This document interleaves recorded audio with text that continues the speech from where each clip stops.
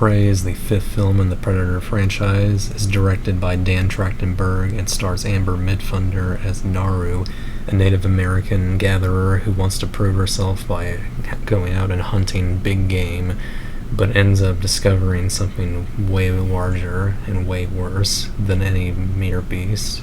I had the pleasure of viewing this weekend on Hulu, the platform where Fox decided to place it instead of theaters like they originally planned. And because of this move, a lot of people were worried that Fox knew that this was not going to be a good movie to release in theaters and just decided to send it out to essentially die. Many moves have been seen before like this, like the upcoming Munsters reboot by Rob Zombie that was originally supposed to be in theaters but has since been planned to be on Netflix as well as put on Blu-ray and DVD. Thankfully, this did not turn out that exact way. This was a pretty decent movie, first off. Of course, I wasn't expecting anything worse than 2018's The Predator or some of the other Predator sequels, but I wasn't entirely expecting anything groundbreaking or incredible like the original 1987 film with Arnold Schwarzenegger, but I was somewhat surprised by it. The acting is all pretty decent. The only, I guess, bad acting you could say is from the French characters who show up later. It's mostly the accents, which are kind of hokey. I'm not a Frenchman myself, so I'm not sure if they're entirely accurate, but I wouldn't exactly say that. Of course, the little bits of Native American language here and there sound on point enough, which makes sense because it's just small bits of the actual language that they looked up somewhere, and there are actors of Native American descent, which is pretty good, of course, but it makes sense. You would get that down easily these days.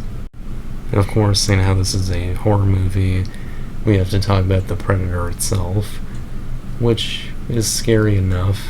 Obviously, they don't focus much on the mystery or the tension as the original film did when it came to not always seeing it, or even little bits of it, even when invisible.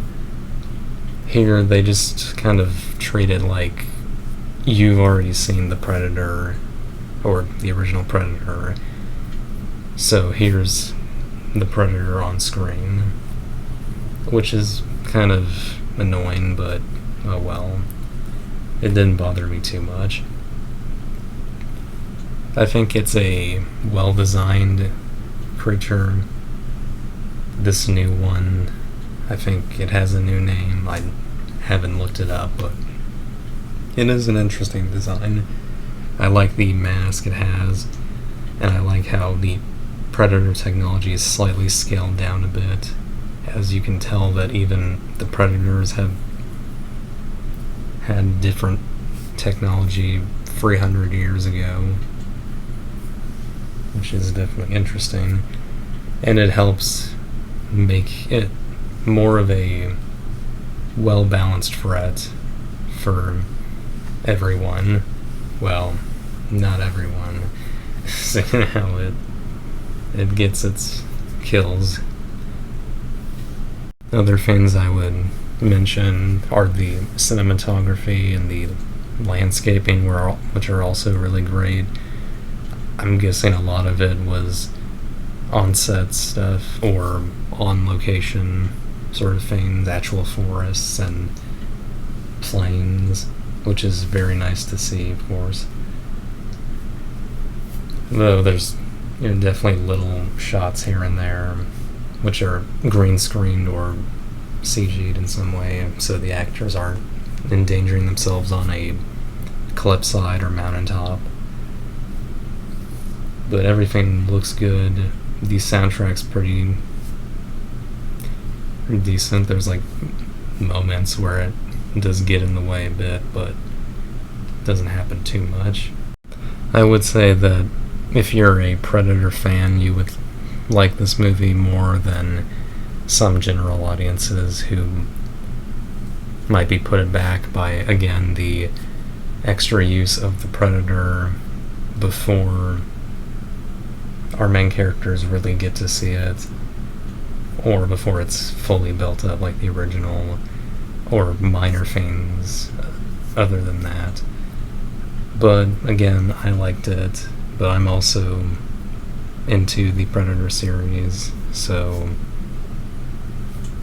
it's hard to say if my point of view for general audiences are valid, but oh well. I'm gonna give Prey a 7 out of 10. I hope you enjoyed this video, and make sure to like, comment, and subscribe, and have a good day.